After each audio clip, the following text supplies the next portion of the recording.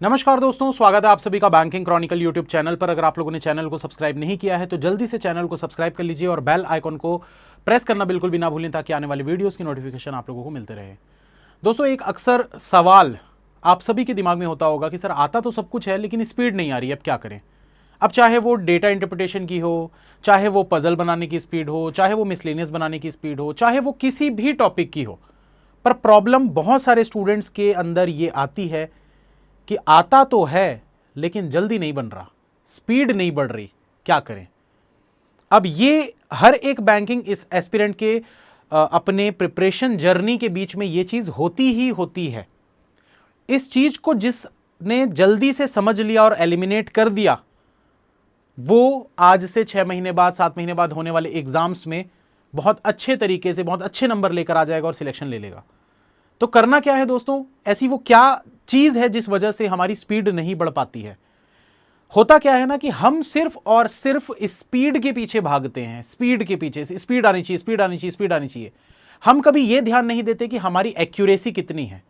उस चक्कर में होता क्या है कि हमारी स्पीड तो आ जाती है, आप स्पीड से बना भी लेते हो लेकिन आप गलतियां बहुत ज्यादा कर देते हो। प्रॉब्लम यहां पर होती है दोस्तों, ये मैं पहले बताया हूं, बहुत सारे स्टूडेंट जो यहां पर पुराने हैं उनको पता होगा कि जब भी आप कोई क्वेश्चन बनाते हैं नेगेटिव मार्किंग होती है। एक बंदा जिसने 40 क्वेश्चन बनाए लेकिन उस 40 में से उसने 4 गलत कर दिए तो -1 हो जाएगा, इसका मार्क्स कितने आए 35। ठीक, वही किसी बच्चे ने मात्र 37 क्वेश्चन बनाए लेकिन एक भी गलती नहीं की, इसके मार्क्स कितने आए 37। अब देखिए, इस 37 क्वेश्चन को बनाने के लिए उसको जितना भी समय लगा होगा, इस 40 क्वेश्चन वाले ने थोड़ी जल्दी जल्दी बनाया होगा।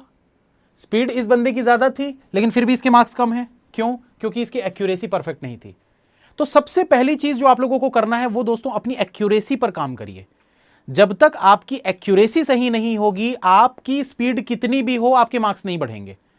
तो अपनी एक्यूरेसी को मेंटेन करिए, स्पीड धीरे धीरे धीरे धीरे बढ़ने लगेगी।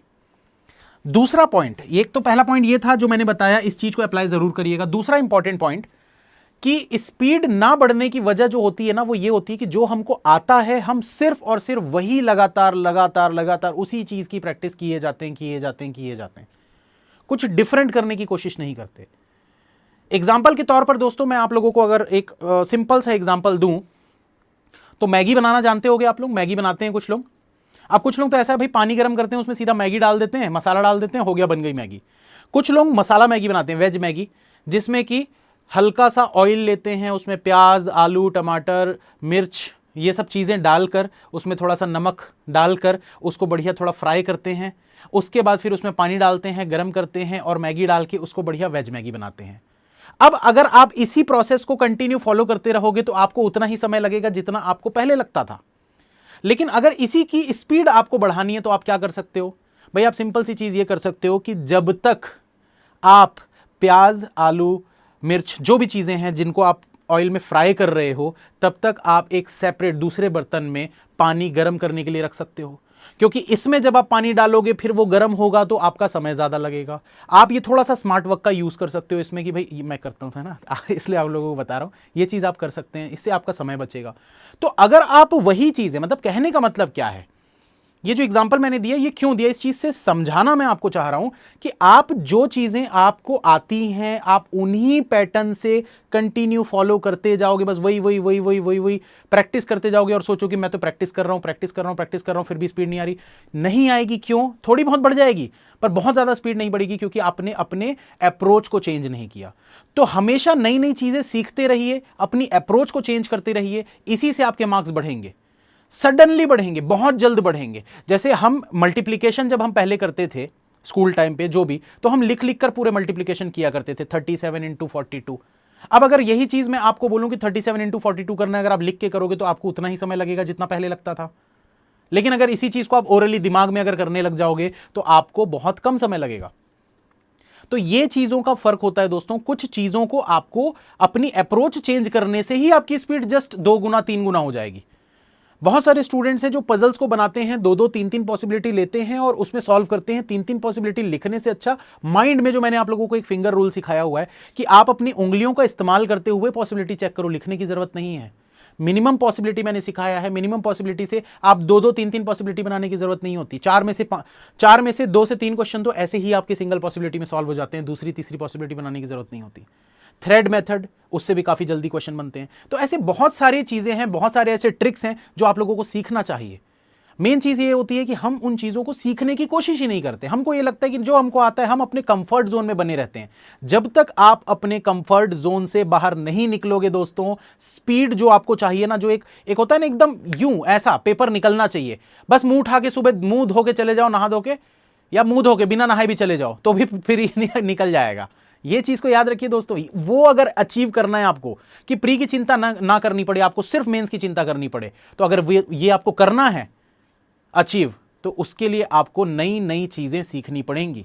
और नई चीजें कैसे सीख सकते हो दोस्तों? ज्यादा से ज्यादा क्लासेस करके, खुद से अपने आप से तो आपको करनी ही है मेहनत, लेकिन अगर किसी को वो चीज आती है तो उससे सीखिए, उसके गाइडेंस को यूज कीजिए। मैं ये नहीं कहता सिर्फ मुझसे सीखिए, आपको जिससे अच्छा लगता है आप उससे सीखिए, लेकिन नई चीजों को सीखना बंद मत करिए।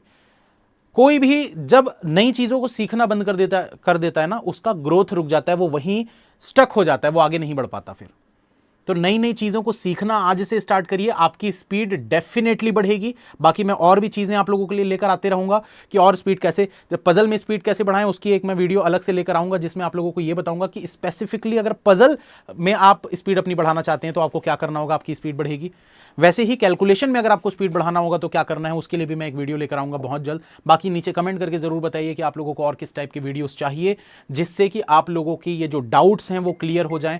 पढ़ाई वाले वीडियोस तो चल ही रहे हैं दोस्तों, 1000 पजल सीरीज भी चल रही है, हफ्ते में 2 से 3 दिन उसकी क्लास होती है, 1 से 2 मेंस की क्लासेस होती है। रेगुलर क्लासेस अटेंड करते रहिए, लाइव नहीं देख पा रहे रिकॉर्डिंग देखिए।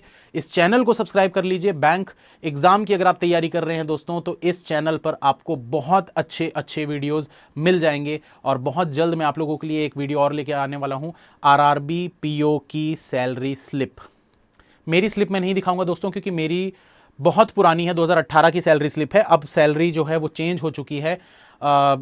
11th बाइपार्टाइट के बाद जो सैलरी चेंज हुई थी, तो बहुत सारी चीज़ें हैं उसमें बदलाव हो चुके हैं। पहले 40,000 थी, अब 55,000 के आसपास है। तो वो नई वाली सैलरी स्लिप मैं आप लोगों को दिखाऊंगा बहुत जल्द, 1 से 2 दिन के अंदर। चैनल में बने रहें, सब्सक्राइब करें, बेल आइकन को प्रेस करें, ताकि आने वाली वीडियोस की नोटिफिकेशन आप लोगों को मिलती रहे। All the best, you can and you will, अगर आप चाहें तो।